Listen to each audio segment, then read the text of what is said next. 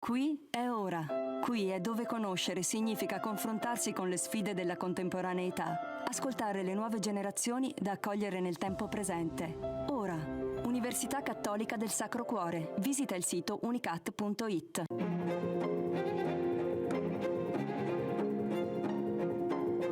E allora si è voltato improvvisamente alla gente che era lì e ha detto: la gente che cosa dice che io sia? Chi dice che io sia? E voi chi dite che io sia?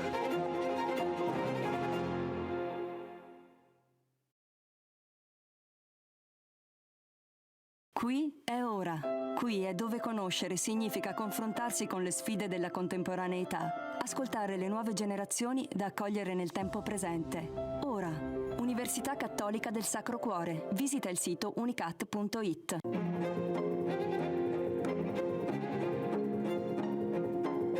E allora si è voltato improvvisamente alla gente che era lì e ha detto: la gente che cosa dice che io sia? Chi dice che io sia? E voi chi dite che io sia?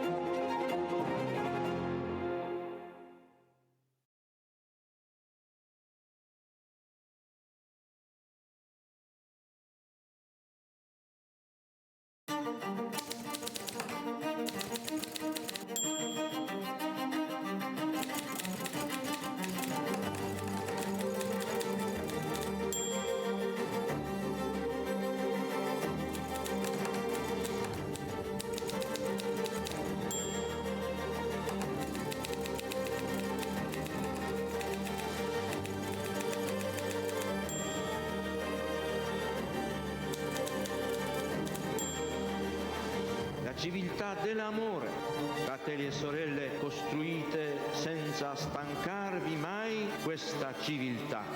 Lavorate per questo, pregate per questo, soffrite per questo.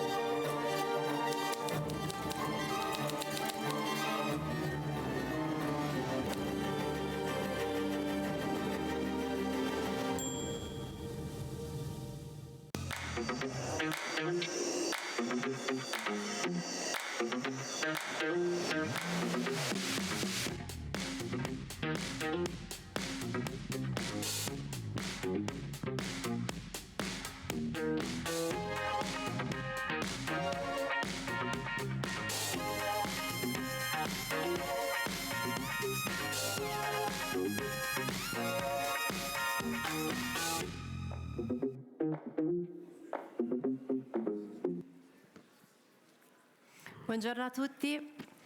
Bonjour à tous. Jérôme Lejeune, La liberté de la recherche du bien. 30 ans après la mort du vénérable professeur Lejeune, nous sommes ici avec de invités très précieux que je vais vous présenter. Aude Dugast est directrice de la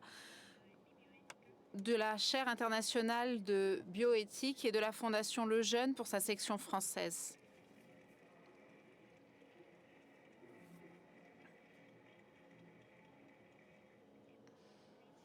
Elle est postulatrice de la cause de béatification de Jérôme Lejeune. Le professeur Zampino est le directeur du secteur pédiatrique du Polyclinique Gemelli de Rome et il est chef du pôle des maladies rares et des malformations congénitales de la santé de la femme et de l'enfant.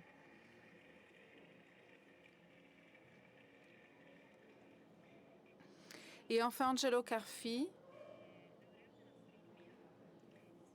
Il est diplômé en astronomie et puis ensuite en médecine et il est spécialiste en gériatrie et il est responsable du service adulte du syndrome de Down à l'hôpital Gemelli de Rome.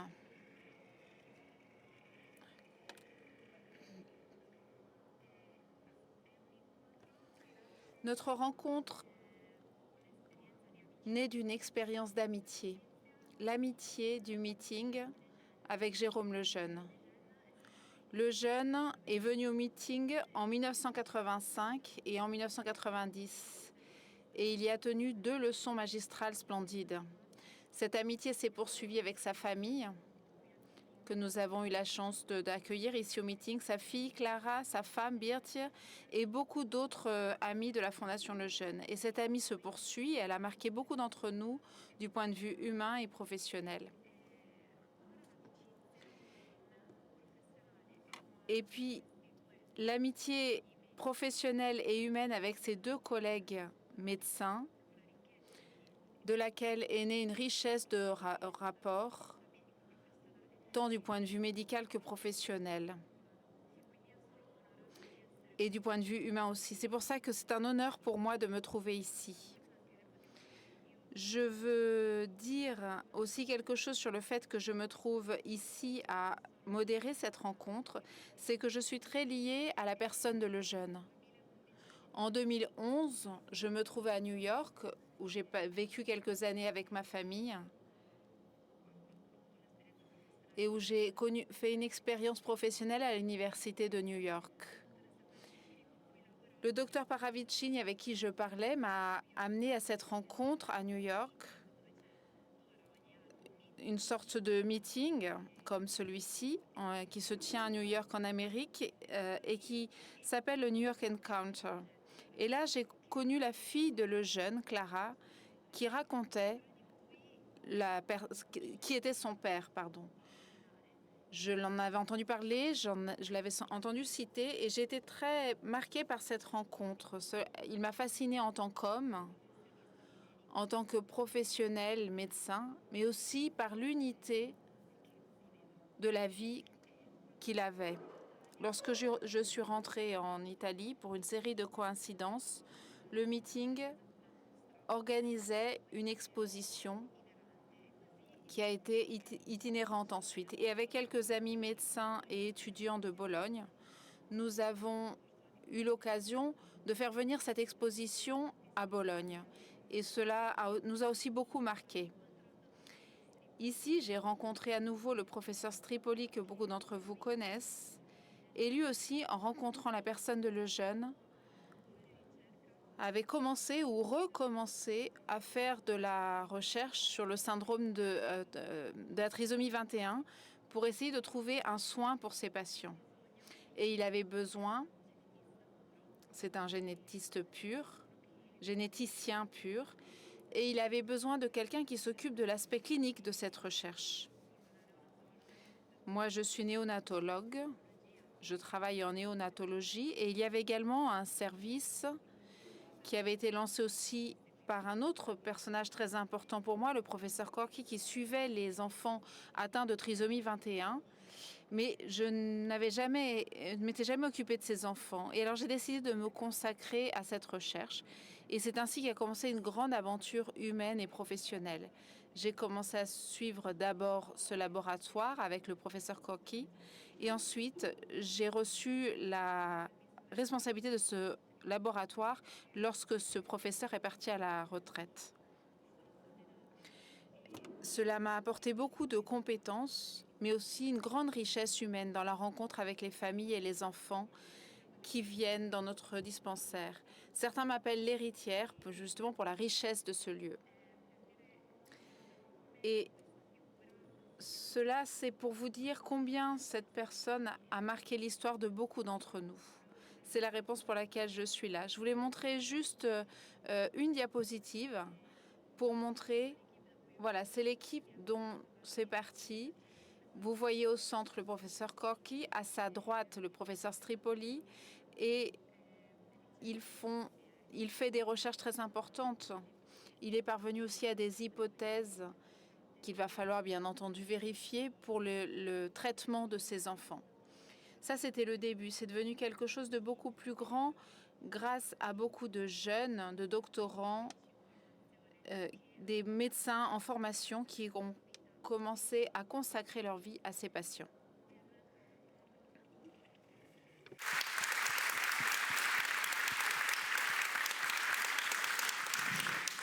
Ma iniziamo.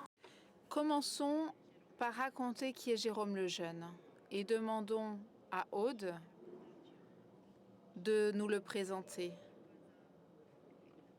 de nous dire qui c'est et qui il a été pour la médecine, comment il a marqué l'histoire de la médecine et de la génétique médicale. Aude a écrit un livre que je conseille à tout le monde de lire et qui est consacré à la personne même de Jérôme Lejeune. Il vient d'être traduit en italien.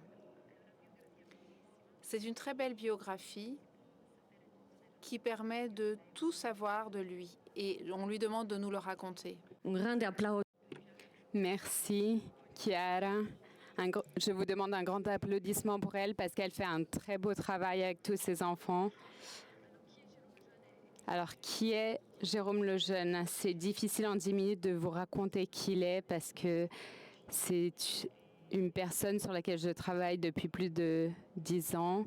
Et chaque fois que je lis un de ses textes, une de ses lettres, ou que j'entends un parent qui me parle de Jérôme Lejeune, j'ai les larmes aux yeux. C'est un personnage très intéressant. Sa vie est comme un roman qui nous porte à travers les enfants atteints de la trisomie 21, qu'avant on appelait syndrome de Down, mais maintenant on l'a changé en trisomie 21. Sa vie passe par la rencontre avec John Kennedy, Mère Teresa, Jean-Paul II, le roi Baudouin, Léonid Brejnev. Donc vraiment, sa vie, c'est comme un roman. Il a vécu une vie incroyable. Et cette vie nous amène même au mythique de Rimini, où il est venu parler en 1990. Alors, j'aimerais aussi m'excuser tout d'abord pour mon accent terrible en italien, mais je fais de mon mieux. Alors, Jérôme Lejeune, c'est le père de la génétique moderne.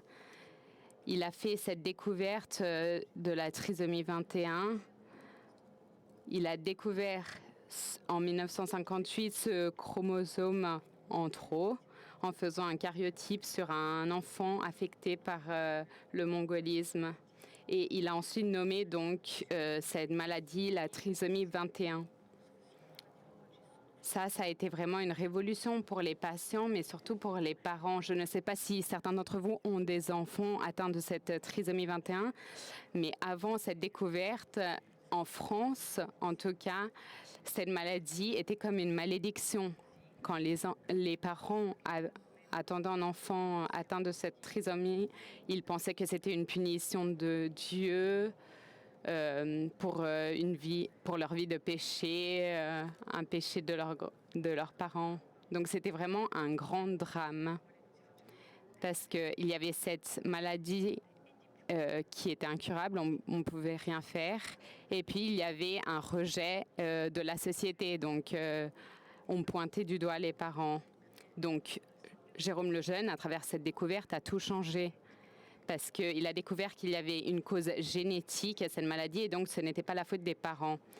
Donc finalement, il y avait aussi pour ses parents un médecin, un scientifique qui était de leur côté, qui les aidait à vivre cette maladie. Donc il a vraiment donné espoir à ses parents. Je pourrais vraiment parler des heures et des heures sur cet argument parce que j'ai écouté énormément de témoignages sur cela. Et tous m'ont dit il y a vraiment eu un avant et un après la découverte de Jérôme Lejeune. Et tous disent qu'ils sont arrivés, tous ses parents sont arrivés avec un poids sur les bras, ils ne savaient pas comment continuer. Et grâce à la rencontre avec Jérôme Lejeune, il leur a donné un espoir.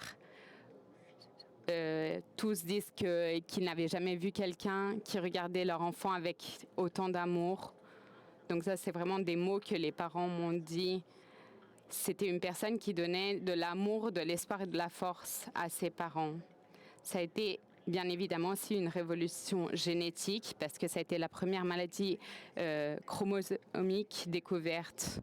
Et donc ça a été le début de la cytogénétique. Et il a rendu la génétique une discipline en soi, une nouvelle discipline. Avant, ça faisait partie de la pédiatrie et après sa découverte, il a créé une discipline indépendante qui s'appelle la génétique. Ensuite, en 1954, il a enseigné à l'Université de Paris le premier cours de génétique fondamentale et ensuite son cours a été transposé aussi à la Columbia University aux États-Unis. Et donc Et les Américains de la Columbia University ont vraiment créé sa chaise pour lui, chère pour lui. Et il a commencé à être invité partout dans le monde. Il a gagné de nombreux prix, le prix Kennedy, le prix de l'Allen Memorial Award. Et il n'a pas eu le prix Nobel parce qu'il était trop défenseur de la vie humaine. J'en parlerai plus tard. Mais il faisait partie de toutes les académies scientifiques au monde, presque toutes, parmi lesquelles on peut nommer l'Académie des Lincei. Donc il a vraiment une carrière très importante. Mais ce n'est pas seulement cela dont nous voulons parler aujourd'hui. On peut dire toujours plus que ça a été aussi un véritable maître de la médecine hippocratique. Qu'est-ce que ça signifie? Déjà à partir des années 1968-69, il y avait cette loi en France contre la vie humaine. Et maintenant encore, nous parlons en France de la loi sur l'euthanasie en ce moment. Mais déjà en 1968-69, il avait commencé que l'avortement aurait été une porte ouverte pour ensuite promouvoir l'euthanasie. Donc là, il en parlait déjà, il disait maintenant on s'intéresse au début de la vie, comment avorter, comment mettre fin au début de la vie, mais à un moment donné, on se posera la question de mettre fin à la vie. Pour lui, c'était vraiment une évidence, grâce à son intelligence, que le jurament d'Hippocrate, on ne pouvait pas l'oublier, que c'était quelque chose de fondamental pour les médecins. Et donc, il insistait sur le fait, non, ceci, on ne peut pas le faire. La médecine doit rester au service du patient.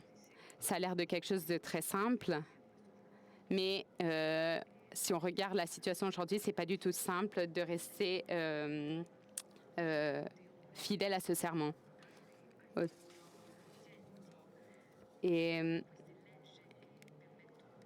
donc, avec ces lois qui permettent de prendre des décisions contre la vie qu'on a données aux gens, il disait, ce n'est pas la technique qui doit faire peur, mais c'est la technique sans la science. La science ne doit pas faire peur, parce que quand la science et la technique sont utilisées pour faire le bien, elles vont très bien. Donc, le jeune nous touche beaucoup. Je vois qu'il est vraiment un maître pour beaucoup de jeunes médecins parce qu'il nous aide à garder les yeux fixes sur le bien du patient. Qu'est-ce que ça signifie? Ça signifie qu'il faut toujours être au service du patient, non pas au service d'une politique nationale, mais vraiment au service du patient. Et donc, il faut mettre toute notre passion, notre connaissance au service de ce patient, dans le respect de la loi naturelle et de la loi de Dieu. Et ça, c'est vraiment fondamental parce que certains pensent que pour faire grandir, évoluer la science, il faut désobéir à la loi de Dieu, alors que pas du tout. Jérôme Lejeune nous a toujours montré que pour faire évoluer la science, il faut suivre notre intelligence qui est attachée à la vérité. Et donc, on ne peut pas s'éloigner du chemin tracé par Dieu, parce que Dieu veut le bien de tout homme, de tous les patients. Et donc, la loi qu'il nous donne est bien évidemment au service des patients. Et si on sort de cette loi naturelle, ça n'aide pas le patient. Ce n'est pas vraiment être au service du patient. Et Jérôme Lejeune aussi, il défendait ses patients avec une force, un courage héroïque. Il disait cette phrase. Il disait cette phrase. Le racisme chromosomique est horrible comme tout type de racisme. Donc, il ne faut pas regarder un enfant juste parce qu'il a un chromosome en plus ou en moins, parce que c'est vraiment être raciste. C'est une autre forme de racisme. Donc, on comprend tout à fait ce qu'il voulait dire par là. Donc, je ne peux pas vous expliquer toute sa vie, mais il a vraiment défendu la vie dans tous ses aspects, dans toute sa valeur, jusqu'au jour où il a reçu ce prix à la Land Memorial en 1969. Il a fait devant tous les généticiens du monde un discours incroyable qui s'intitulait « To kill or not to kill », donc « tuer ou ne pas tuer ».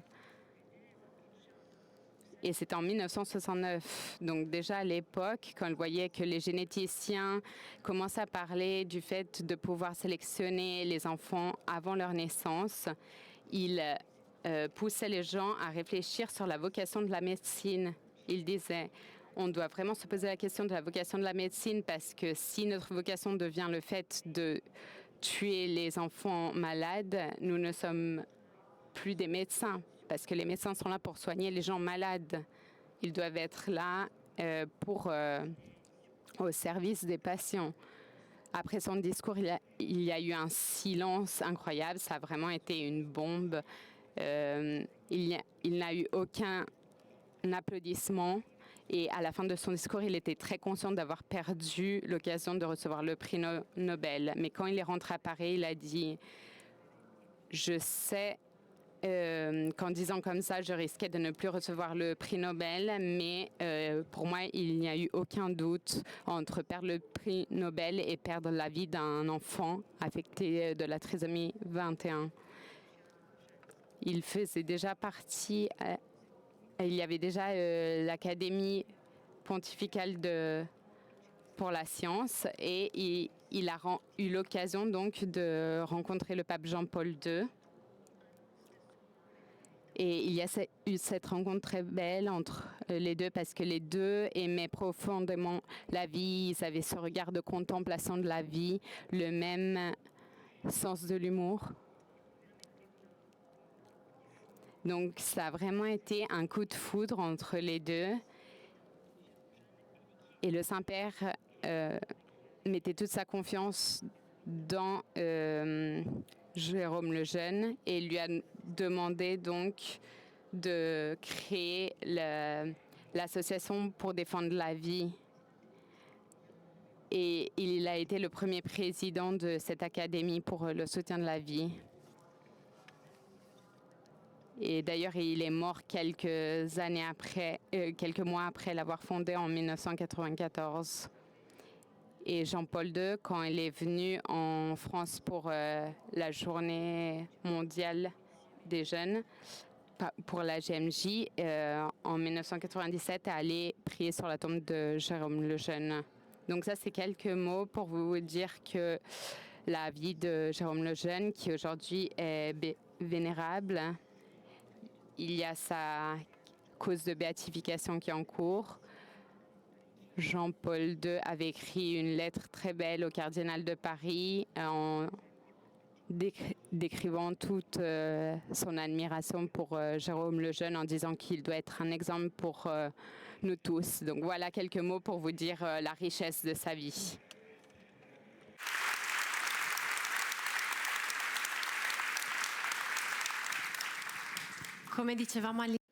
Comme nous le disions au départ, Jérôme Lejeune a été présent au meeting et nous voudrions vous montrer un extrait d'une leçon qu'il a tenue en 1990. Étant donné que les moyens de diagnostic de l'enfant qui est encore in utero se font de plus en plus sophistiqués jour après jour, non seulement nous pouvons voir des anomalies qui sont déjà présentes, des malformations, des problèmes chimiques, mais nous pouvons même voir des prédispositions, c'est-à-dire des tendances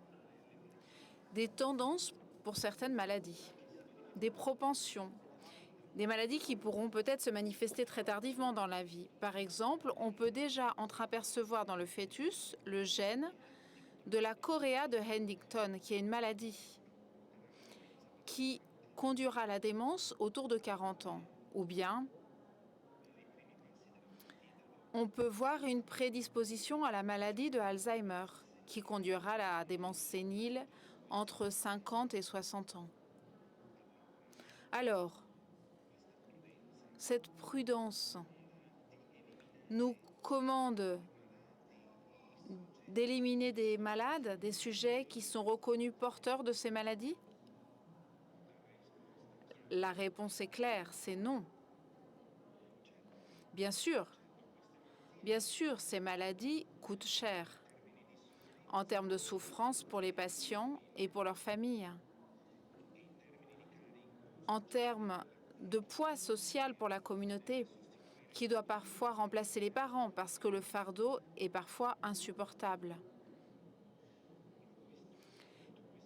Mais ce coût en termes d'argent et de sacrifice est tout à fait délimité, on le connaît très bien. C'est exactement le prix que doit payer une société si elle veut rester pleinement humaine.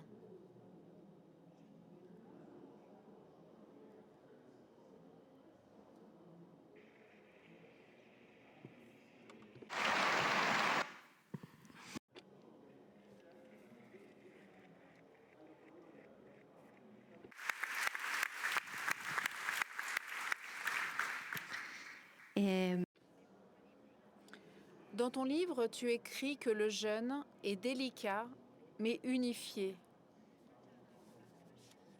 Il est dévoué à sa tâche et en même temps unifié. Il n'y a pas d'un côté le chrétien et de l'autre le scientifique.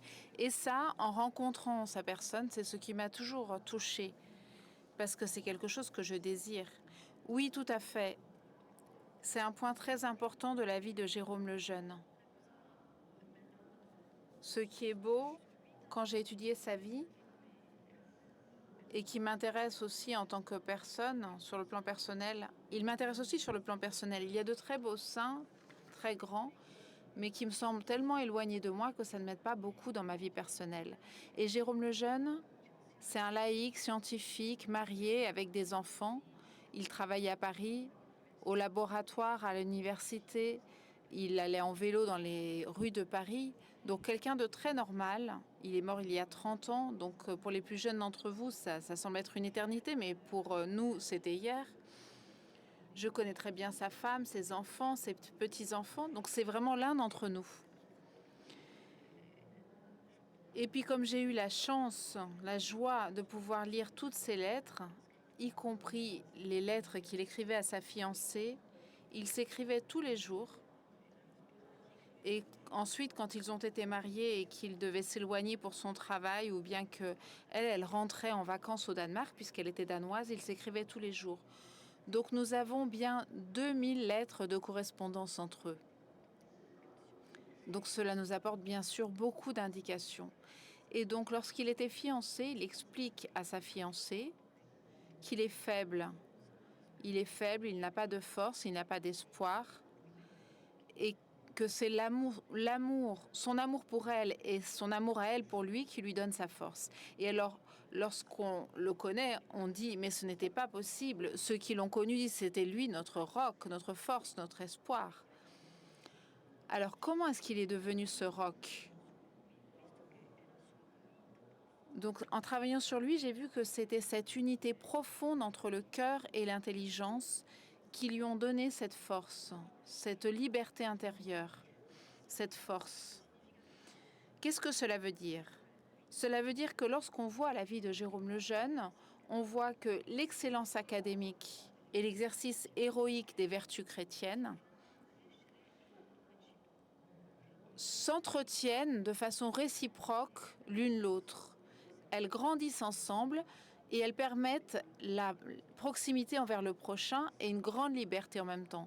Donc ça, c'est magnifique. Ce n'est pas qu'il est saint d'un côté et scientifique de l'autre. C'est un tout, cela va ensemble. C'est un grand médecin et un grand scientifique parce que c'est un grand chrétien. Et c'est un grand chrétien parce qu'il a vécu son travail de la meilleure des manières, au niveau le plus élevé, avec toutes ses compétences, tout son génie, et toujours dans la dynamique de l'amour. Et nous ne pouvons pas comprendre Jérôme Lejeune vraiment, nous ne pouvons pas le comprendre vraiment si nous ne voyons pas que la dynamique de sa vie est la miséricorde. La miséricorde corporelle et intellectuelle, spirituelle. Donc il prend véritablement soin de ses patients avec un amour inconditionnel, un amour total pour ses patients, comme je vous le disais tout à l'heure, au point de perdre énormément dans sa carrière. Mais pour lui, cela n'a pas d'importance. La seule chose qui lui importe, ce sont ses patients. C'est un amour très réaliste, incarné. Dans les dernières années de sa vie, lorsqu'il écrit à un ami américain, avocat, avec lequel ils ont essayé de défendre des embryons que le père voulait détruire ou que la mère, tandis que la mère voulait les maintenir vivants et le juge ne savait pas quoi faire. Et Jérôme Lejeune a été appelé à témoigner. À la fin, ces embryons ont été détruits et lui, chaque année avant Noël, il pensait à ces embryons. Pour lui, c'était une souffrance concrète, physique, presque comme si c'était ses enfants. Et chaque enfant qui mourait par avortement ou avant la naissance, au stade embryonnaire, pour lui, c'était une véritable blessure, une souffrance incarnée. Et donc, lorsqu'il parlait, parce qu'il avait son cœur qui aimait, mais son intelligence était liée, attachée à la vérité. Et donc, ce cœur disait, on ne peut pas tuer, et son intelligence de médecin et de chrétien disait, tuer les patients, c'est le contraire de la médecine. Donc, pour lui, tout était clair. C'était cette unité entre le cœur et l'intelligence qui lui donnait cette force et cette liberté. La liberté de dire non aux lois, au pouvoir, au gouvernement. Il a énormément perdu. Il a perdu son équipe à l'hôpital, il a perdu les fonds de recherche. Mais d'autres portes se sont ouvertes dans le monde entier et il est passé au niveau supérieur en devenant l'un des plus grands serviteur de la vie dans ce monde. Pour terminer, je voudrais dire qu'il avait aussi la charité du mot juste. Qu'est-ce que cela signifie? Cela signifie qu'il voyait qu'il y a d'un côté les enfants qui ont une intelligence blessée, ceux qui étaient ses patients, mais il y a une autre forme de blessure de l'intelligence. Ce sont les intelligences qui n'aiment pas la vérité. Et lui, il disait, la charité, c'est de dire la vérité. Il faut toujours dire la vérité pour éclairer l'intelligence. Une intelligence qui ne voit pas la vérité empêche le cœur d'aimer. Et cela, c'est quelque chose de très fort. Donc, il y a la charité du mot juste. Et ce n'est pas la plus facile des charités. C'est parfois plus facile de donner un verre d'eau à un pauvre que de dire la vérité à la télévision, face à un parlement, face à ses amis sur le respect de la vie. Ou bien lorsqu'on est un médecin, un scientifique, et on sait que l'on a beaucoup à perdre dans sa carrière. Mais c'est une charité indispensable, surtout pour nos jeunes. Et cela, ça a conduit à beaucoup de conversions parmi les médecins, les scientifiques, et nous les voyons encore aujourd'hui. Je conclus en parlant de sa boussole. D'où lui vient ce courage? Parce qu'il avait choisi, dès le commencement de sa vie, sa boussole. Et sa boussole, c'était la conclusion de ses conférences, c'était la phrase de Jésus, « Ce que vous aurez fait à l'un de ses frères, de mes plus petits frères, c'est à moi que vous l'aurez fait. »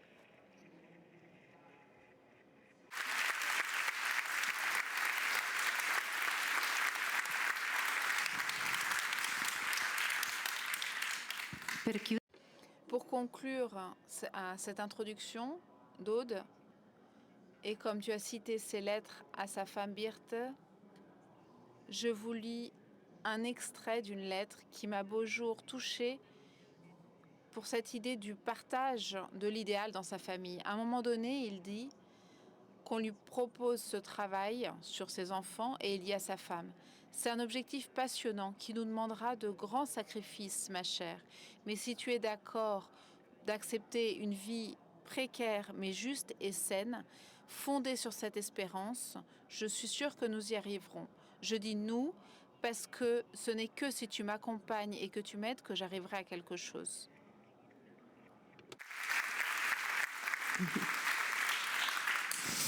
Professeur Giuseppe Zampini.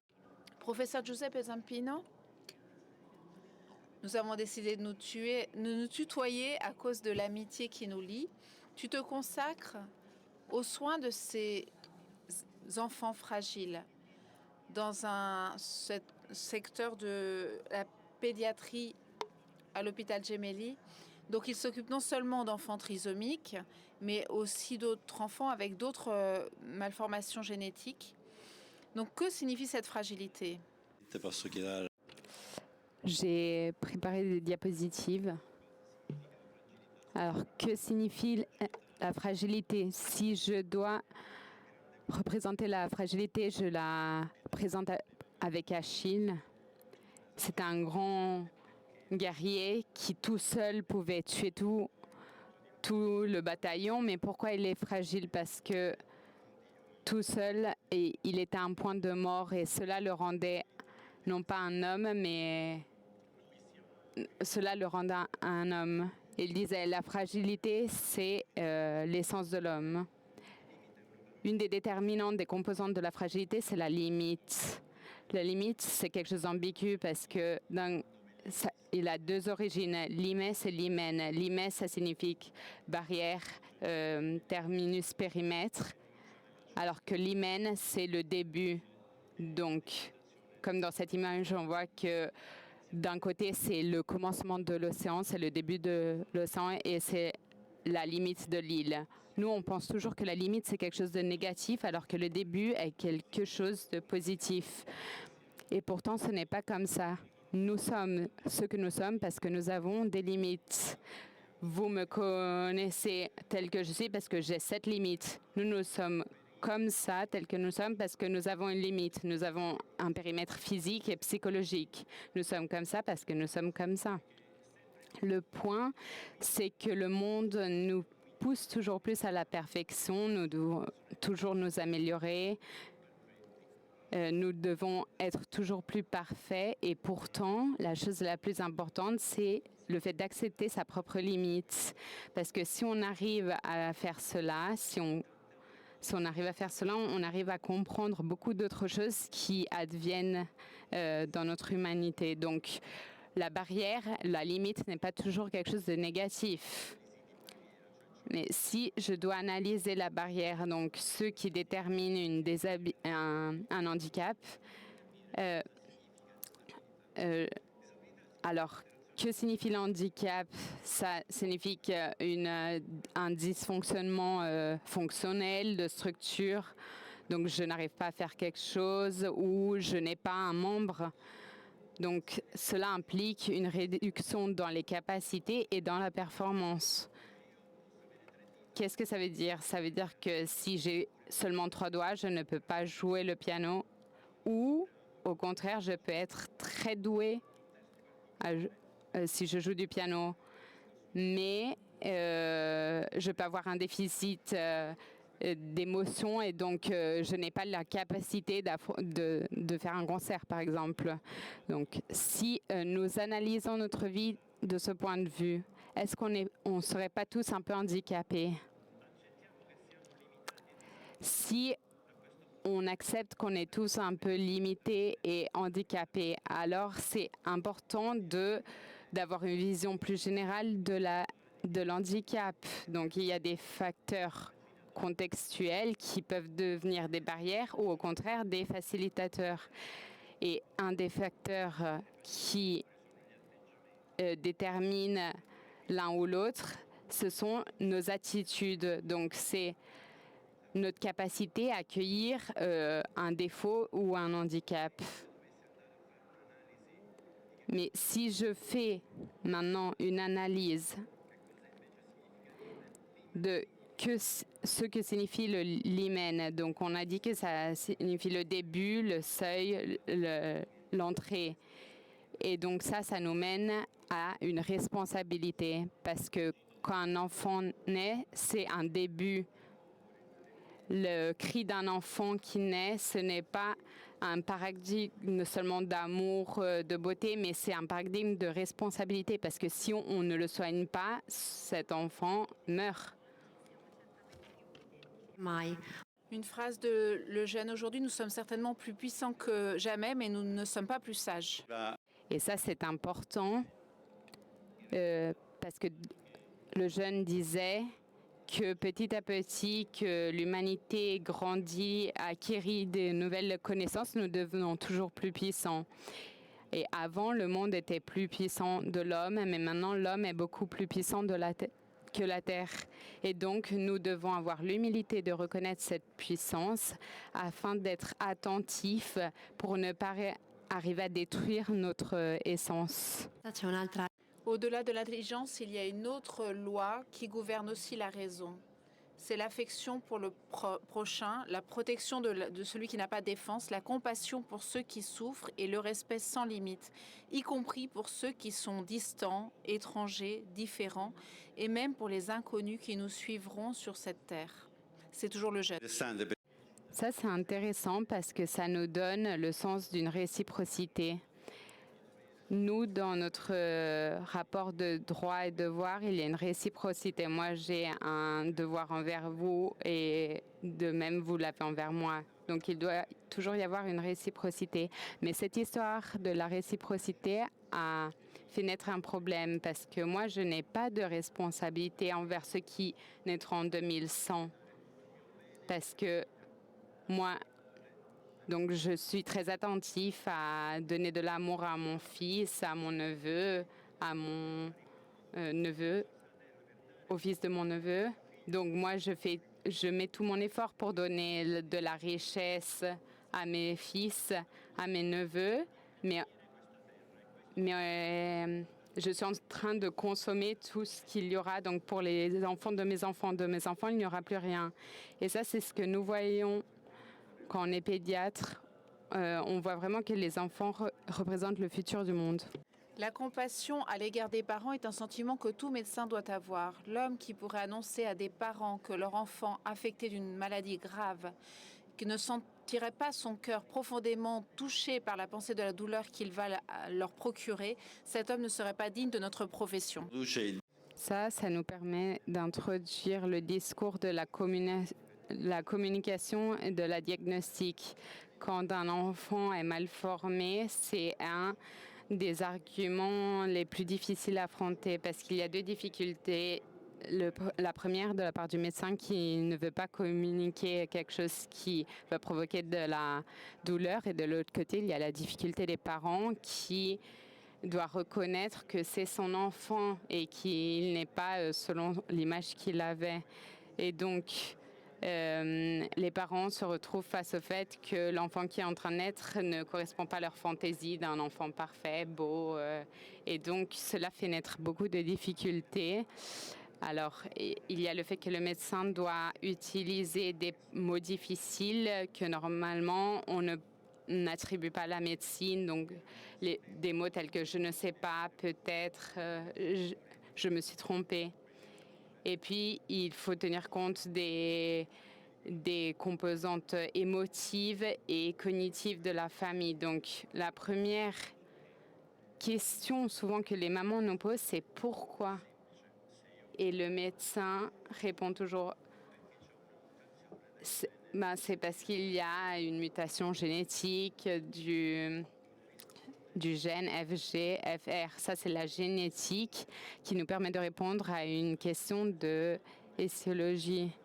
Mais quand la maman pose la question pourquoi est-ce que Luca est né dans ce contexte, de cette façon, dans cette famille, elle nous pose en réalité une question de but, de sens, et que les médecins ne sont pas habitués à affronter. Parce que comme disait Wittgenstein, il disait « nous sentons que même dans l'hypothèse que toutes les possibles questions scientifiques aient une réponse, nos problèmes vitaux ne sont pas résolus. » Et il y a une autre chose qui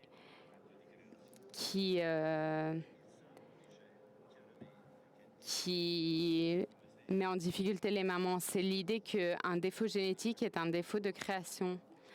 Et il y a un psaume qui dit « c'est toi qui a créé mon être ». Et même le Coran dit la même chose. Et donc, quand tu nais mal formé, ça veut dire qu'il y a une erreur de création, mais Dieu ne se trompe pas. Et donc, qu'est-ce que ça veut dire? Ça veut dire qu'il y a une faute de ta part. Ça veut dire que toi ou tes ancêtres ont fait quelque chose de mal. Ça, c'est ce que disait aussi Giovanni. Mais en réalité, c'est que nous faisons partie de la moyenne de la gaussienne. Donc nous, ce qu'on a tendance à penser, c'est que nous sommes normaux parce que nous sommes dans la moyenne et que tout ce qui est sur les queues de la gaussienne doit être éliminé. Mais si on pense, le premier homme était un singe mal formé, c'est grâce à cette évolution continue, c'est grâce à cette continuelle ce renouveau d'erreurs que la nature fait que la vie est possible. Donc, comme disait Vito Mancuso, ce n'est pas vrai que les exceptions confirment la règle et ce n'est pas vrai qu'elles détruisent les règles, mais c'est vrai que la règle est donnée par tout ce qui se passe, ce qui est normal et ce qui est exceptionnel. Seul un médecin, c'est seulement un médecin, ce n'est pas un Dieu. Ce n'est pas lui qui sauve ou prolonge la vie, mais il la sert. Commentaire de Aude Dugast. Dans la plupart des cas, comme disait Aude tout à l'heure, quand on parle de génétique, on voit quelque chose de différent par rapport aux autres branches de la médecine, parce que dans les autres branches de la médecine, il y a un malade et donc il y a la maladie qu'on doit combattre, qu'on doit soigner, et il y a le patient qu'on doit soigner. Alors que quand il y a un enfant qui naît avec la trisomie 21, c'est la même chose. On parle d'une condition, on ne parle plus de maladie. Et il y a une impossibilité à guérir. Mais cela ne diminue pas l'importance du soin. Nous sommes habitués à penser aux soins comme une thérapie. Thérapia en grec, ça veut dire service, respect, soin, adoration. Et le thérapeute, c'est-à-dire avoir soin, respecter, honorer, vénérer. Donc ça n'a rien à voir avec des médicaments. Et Platon disait que c'était quelque chose qui était réservé aux dieux ou aux parents. Et qui sont les parents? C'est ceux qui te donnent la vie. Donc le thérapeute, c'est celui qui se préoccupe de la vie de l'autre. Il lui donne de l'importance. La vie n'est pas quelque chose que tu dois faire survivre, mais c'est quelque chose d'important, c'est quelque chose qui a une valeur. Donc le médecin doit avoir cette conscience que la vie est quelque chose d'important pour moi, parce qu'autrement, on ne sait pas pourquoi ces enfants qui ont des malformations graves, qui viennent dans notre hôpital, ils viennent justement pour entendre ça, que c'est un bel enfant, que cette vie a une valeur, que c'est une belle vie, sinon on ne ferait pas autant de kilomètres. Et donc, il y a une mère qui m'avait dit mon enfant a énormément de nécessités et même si pour certains d'entre vous, cette vie semble inutile et si beaucoup cette vie semble une vie végétative, pour moi, c'est la vie de mon fils. Il y a une phrase qui dit que nous, on n'habite pas l'espace, on habite le temps. On vit une succession de temps, puis on devient autonome. On devient toujours plus autonome pour ensuite régresser dans une position de dépendance où beaucoup d'entre nous, en tout cas en vieillissant, redeviendront dépendants. Donc, il est nécessaire qu'une communauté soit capable d'accueillir quelqu'un qui n'est pas dépendant au début et qui ensuite redevient dépendant à la fin de sa vie. Si on regarde ces enfants, ils n'ont pas la dimension de la conscience du temps. Ils vivent une vie qui reste toujours la même. Donc, d'une façon métaphorique, ils vivent déjà dans leur vie l'éternité parce qu'il n'y a pas d'évolution. Et donc, il faut comprendre si cette éternité, c'est un enfer ou un paradis. Et ça dépend de l'attention qu'on leur donnera.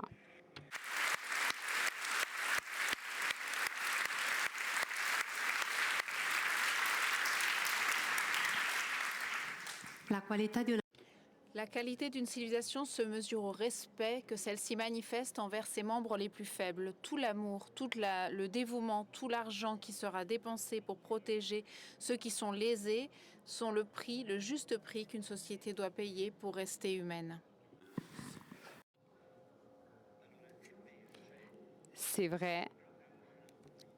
C'est justement la communauté qui doit être solidaire. Alors, essayons d'analyser la sustainabilité, la durabilité. Alors, quand un enfant avec une malformation naît, la famille doit affronter non seulement des coûts directs économiques, mais aussi des coûts indirects. Des coûts indirects sont tangibles aussi. Par exemple, si une mère a un enfant atteint de trisomie 21, elle doit arrêter de travailler parce qu'elle doit prendre soin de son fils. Les enfants n'auront plus leur mère à disposition. Le père doit renoncer à sa carrière parce que s'il lui propose une mutation quelque part d'autre, il devra renoncer à cause de son fils. Donc ça, c'est des coûts indirects tangibles, mais il y a aussi des coûts indirects qu'on ne peut pas toucher, par exemple un isolement social, beaucoup de conséquences psycho-émotives et parfois même aller faire les courses pour une famille qui a un enfant avec une malformation génétique devient quelque chose d'impossible, de très difficile.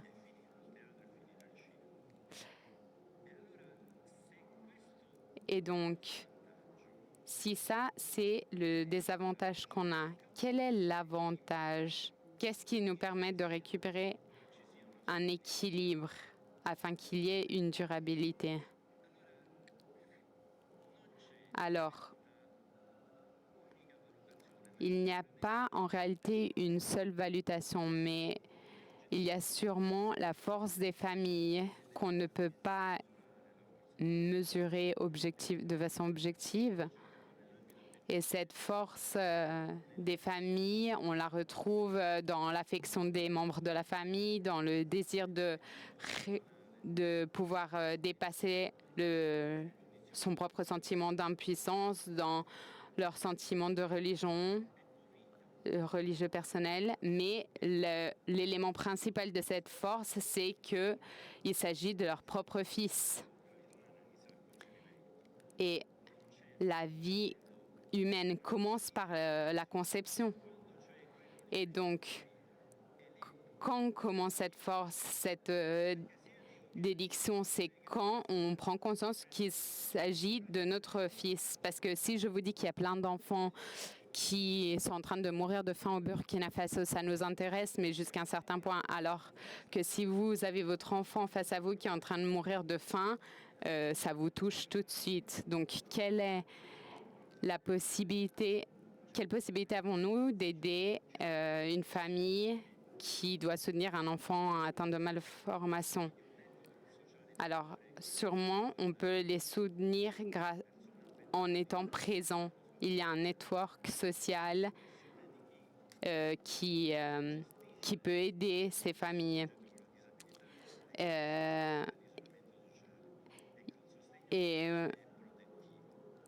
Donc, on a besoin d'aidants d'un bien-être social qui aide, qui soit correctif. Et nous avons besoin aussi d'un capital social parce que cela signifie qu'une communauté est capable d'être solidaire. Il y a des études qui montrent que là où la communauté est plus solidaire, alors cette communauté est capable d'être plus empathique et elle est moins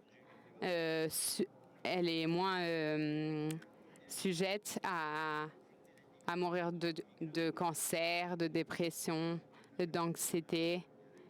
Donc là où il y a des malades et là où il y a des immigrants aussi qui arrivent et il y a une communauté qui est capable d'accueillir ces immigrants, c'est une communauté qui fait du bien non seulement à elle-même, non seulement aux autres, mais aussi à elle-même. J'ai presque honte de la petite célébrité qui naît d'une découverte qui ne conduit à aucun soin. Il faut faire quelque chose. Tout le temps, le jeune a essayé de trouver une thérapie parce il disait que la thérapie c'était l'espoir, donc c'était la possibilité de changer cette condition, de la faire devenir une maladie, de la soigner. Et c'était la possibilité aussi de s'opposer à l'avortement. Mais dans toute cette recherche, il ne s'est pas rendu compte que cette idée n'était pas tout à fait correcte parce que la recherche ne satisfait pas le besoin d'espérer. La recherche et la science nous donnent une expectative, mais l'attente de la technique ou de la science peut nous faire perdre la signification du temps de la maladie. Il y a un collègue qui dit que la maladie est un accomplissement. Qu'est-ce que ça veut dire? Que si je vis avec la trisomie 21 et je vis toute ma vie en attendant qu'il y a quelqu'un trouve un médicament qui me fasse devenir normal, j'ai perdu toute ma vie. Et donc l'espoir, ce n'est pas l'attente du résultat de la recherche, mais c'est l'être, une relation humaine de laquelle on peut se fier, fiable, et capable de contenir la solitude et la souffrance. L'espérance, c'est une présence fiable. Et Jérôme était une présence de ce type, fiable.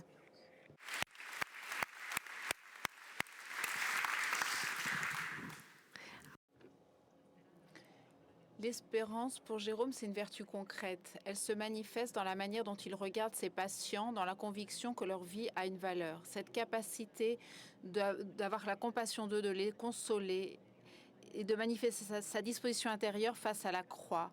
Il sait que derrière le scandale de la souffrance, il y a un chemin d'espérance. Merci, Giuseppe.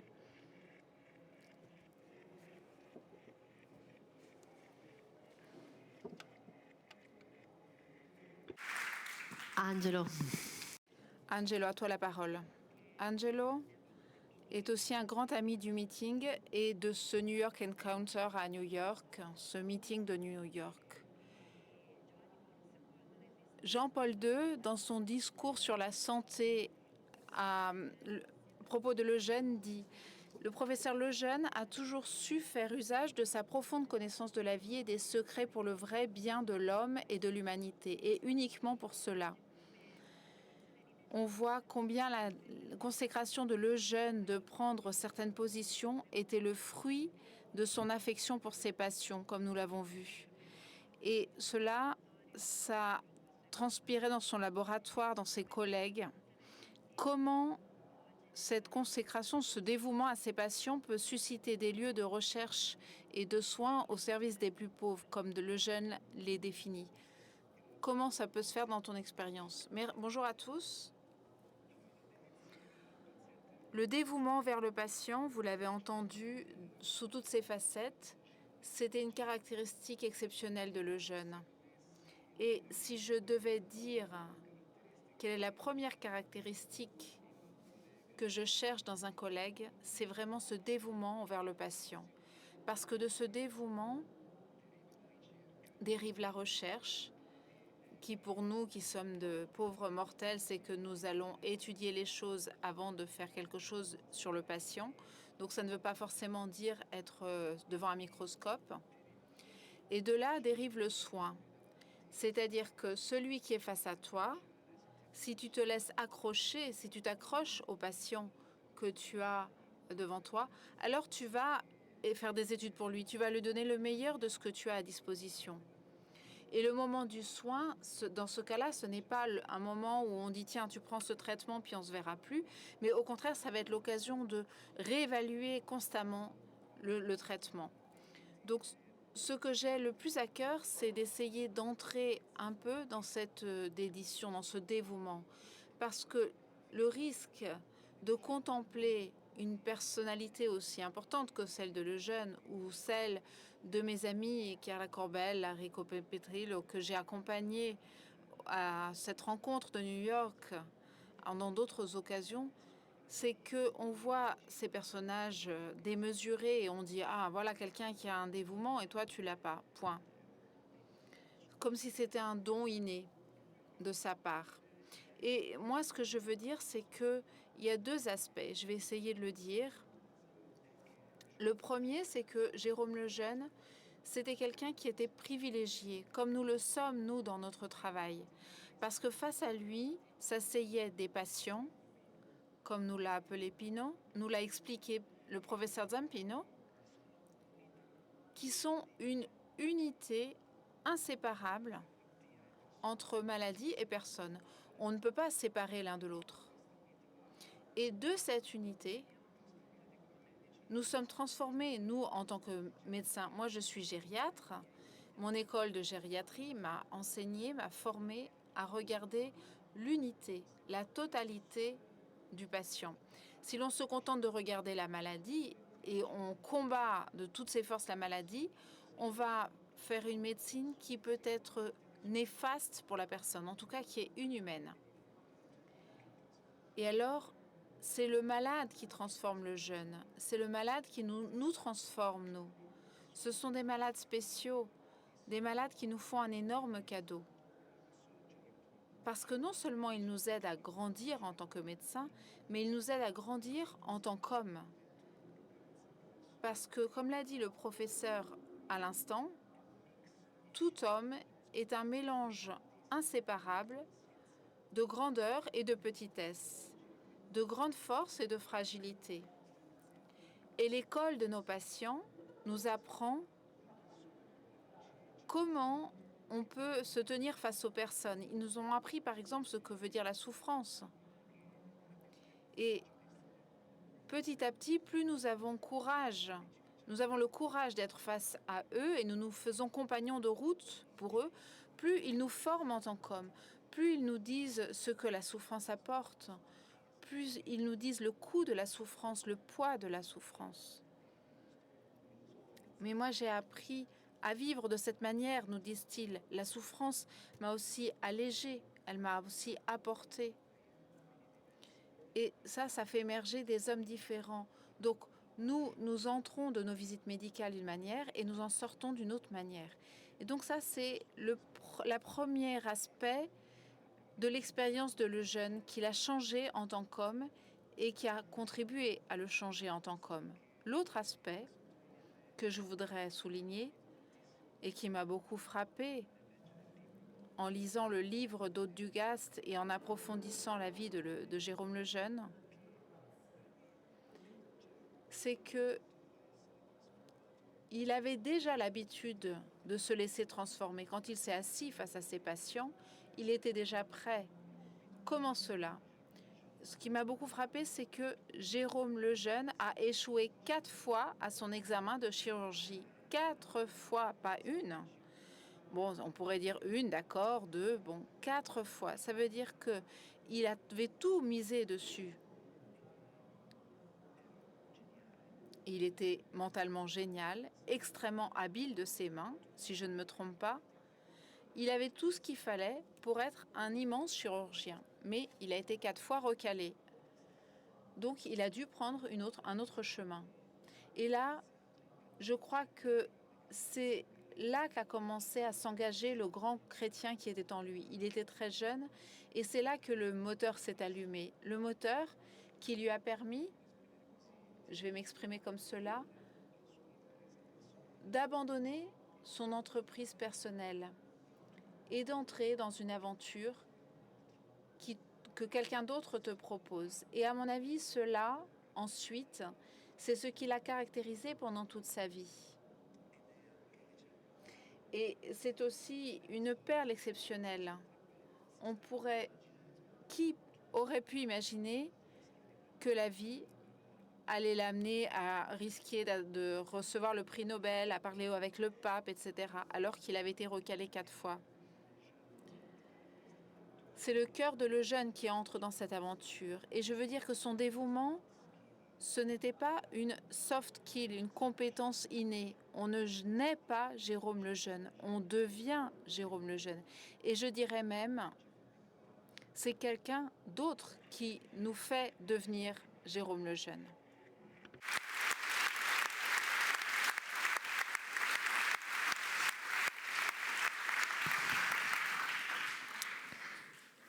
Nella vita di Dans la vie de Lejeune se dégage sa passion pour la recherche et sa capacité de scientifique. Elle tire son origine de sa passion pour la vérité. Dans ton travail de médecin et de chercheur, qu'est-ce qui rend libre dans la recherche face aux dynamiques que pose actuellement la société scientifique? Alors là encore, j'aimerais essayer de donner quelque chose qui peut nous servir à tous, même pour ceux qui ne sont pas chercheurs ici. Jérôme Lejeune, je voudrais le citer, je l'ai préparé, mais où est-ce que c'est? Voilà. À ses collègues chercheurs, il écrivait « Il faut choisir soit le ronronnement de la génétique comme nous la connaissons, ou un corps à corps avec l'inconnu pour arracher un fragment de connaissance sur lequel fonder un traitement possible. » Donc soit la recherche telle que nous la connaissons, c'est une industrie. C'est quelque chose qui a ses règles, ses lois, il y a une méthode, il faut faire certaines étapes, etc. Donc la devise du chercheur, c'est soit tu publies, soit tu meurs. Donc on se met là, on publie de plus en plus et on accumule des tonnes d'articles, de papiers, etc. Et c'est un travail très noble.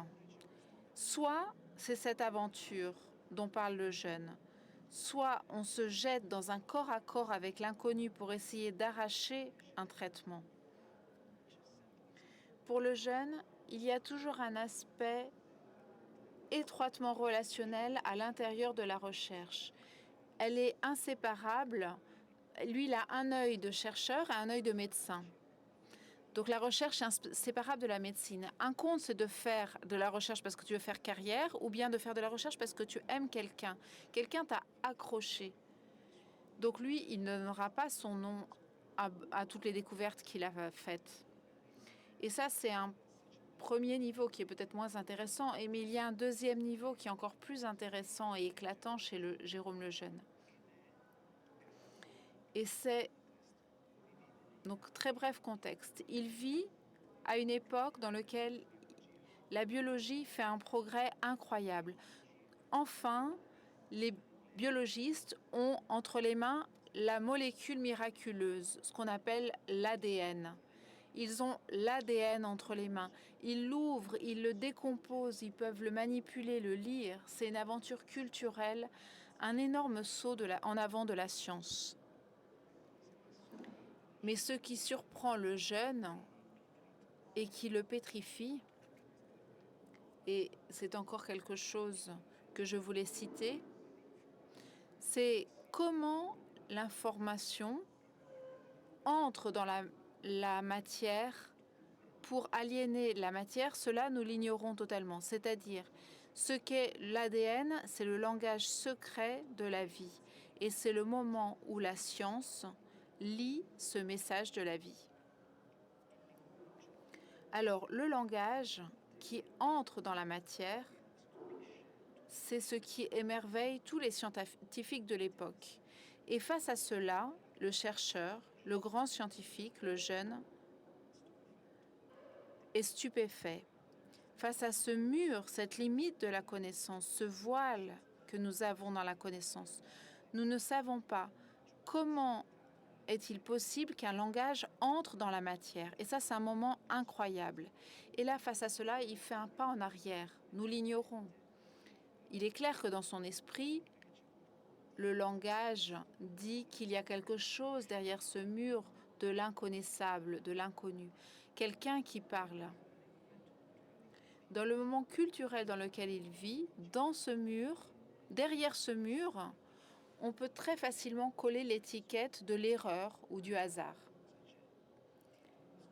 Qu'est-ce qu'il y a derrière ce mur de l'inconnu? Quelqu'un qui parle ou l'erreur du hasard? Ça, c'est un peu le cœur de ce qu'on peut lire dans les lettres de Lejeune. Il dit, ce que nous devons faire, c'est de préserver notre esprit de scientifique, parce que face à cette réalité, il faut faire un pas en arrière et la considérer dans son ensemble. Ne pas coller dessus immédiatement l'étiquette d'erreur, de hasard, mais rester face à ce mystère. Et ça, c'est la science qu'il vit à ce moment-là. Et à mon avis, c'est quelque chose que nous allons ramener à la maison, quelque chose qui m'interpelle toutes les 5 minutes dans ce qui arrive, face aux patients que j'ai devant moi, face aux événements, face aux discontinuités de la vie, qu'elles soient belles, tragiques, glorieuses, difficiles. Qu'est-ce qu'il y a derrière l'histoire humaine? Qu'est-ce qu'il y a derrière le temps de la vie humaine? Il y a quelqu'un qui parle ou bien il y a l'erreur, le hasard? Et là, et je conclus avec cela, je vais me taire, j'ai pensé tout de suite aux vœux de Noël que l'association Enzo Piccinini a rédigé ce Noël et que j'ai reçu.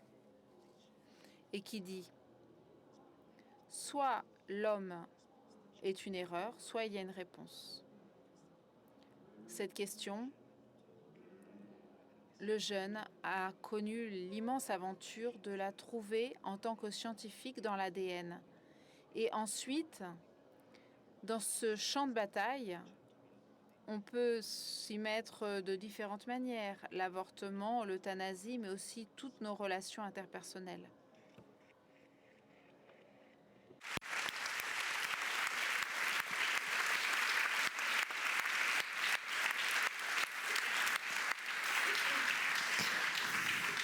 Grazie. Merci Angelo. Nous concluons ce moment, même si ce serait très beau de continuer ensemble. Et à cause de ce que tu disais, Angelo, moi aussi, j'ai grandi imprégné d'une réalité marquée par la présence d'Enzo Piccinini. Et ce matin, nous avons vu l'exposition ensemble sur ce personnage, Enzo Piccinini. Et alors, j'ai pensé à une chose que ce Enzo Piccinini disait dans un de ses témoignages. La personne est relation avec l'infini. Le royaume des cieux, c'est moi. Le royaume des cieux, c'est la personne. C'est la perle précieuse, c'est le trésor. Ce bien suprême, c'est ma vie. Justement parce que c'est une relation avec l'Éternel. Et je crois que je peux dire aussi, vous avez compris, ce sont des médecins qui sont entièrement impliqués dans le soin du patient, comme on le comprend à ce qu'ils ont raconté, que ces enfants que nous rencontrons, c'est comme s'ils étaient le lien le plus transparent pour cette relation avec l'infini, avec l'Éternel. Donc, j'ai la gratitude de pouvoir partager de ces enfants et de ces familles. Nous concluons avec une vidéo avant les avis, une vidéo de Le Jeune que la Fondation Le Jeune a préparée et qui a été utilisée il y a des années dans une exposition qui est encore aujourd'hui itinérante, une exposition du meeting.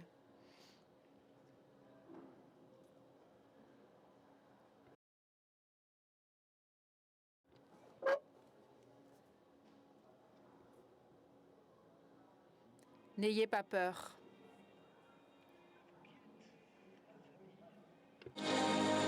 On se moquera de vous. On dira que vous êtes démodé. On dira que vous empêchez les progrès de la science. On lèvera contre vous l'étendard de la tyrannie expérimentale. On dira que vous essayez de bâillonner la science par une morale dépassée. Eh bien, je voudrais vous dire, n'ayez pas peur. C'est vous qui transmettez les paroles de la vie. Eh bien, il nous reste la sagesse. Et la sagesse éternelle, celle que les hommes n'ont pas inventée. Et cette sagesse se résume en une phrase qui explique tout, qui répond à tout, qui vous dira à chaque instant ce que vous devez faire ou ne pas faire. Et cette phrase, elle est toute simple. C'est notre maître à tous qui nous l'a enseigné. Ce que vous avez fait au plus petit d'entre les miens, c'est à moi que vous l'avez fait.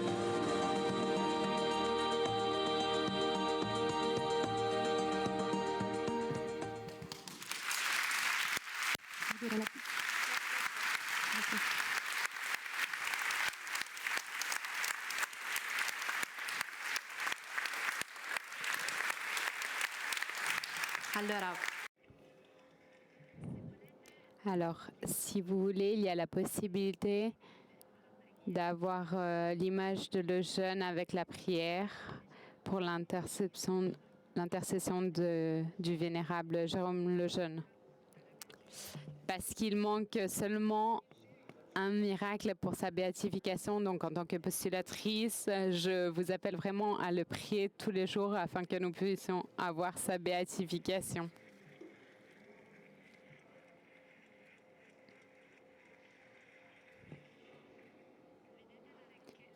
Vous voyez la richesse du meeting. Nous avons reparcouru ce soir même d'autres rencontres qu'on a vues dans ces murs. Donc, je vous rappelle la possibilité de faire une donation afin de soutenir cette réalité du meeting. Et un autre avis important, c'est qu'en ce moment historique où beaucoup d'événements historiques nous font poser la question comment est-il possible de construire le dialogue et la paix. Nous nous sommes laissés toucher par les mots de Pizzaballa et pour cela, nous allons donné une partie des donations recueillies pour le meeting aux besoins de Terre Sainte. Merci.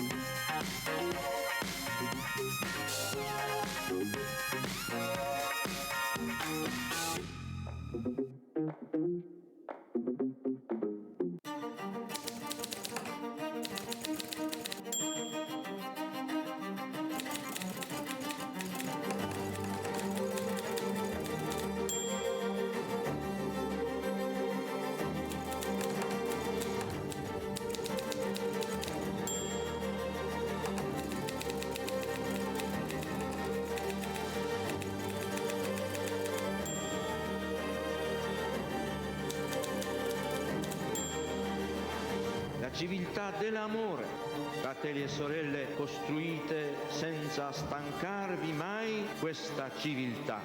Lavorate per questo, pregate per questo, soffrite per questo.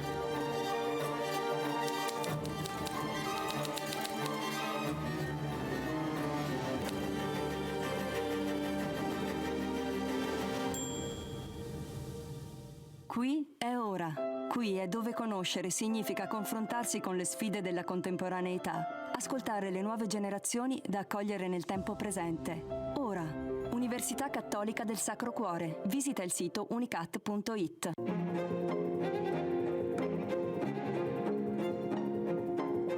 E allora si è voltato improvvisamente la gente che era lì e ha detto: la gente che cosa dice che io sia? Chi dice che io sia? E voi chi dite che io sia?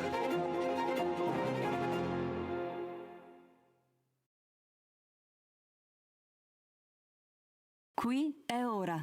Qui è dove conoscere significa confrontarsi con le sfide della contemporaneità, ascoltare le nuove generazioni da accogliere nel tempo presente. Ora, Università Cattolica del Sacro Cuore. Visita il sito unicat.it.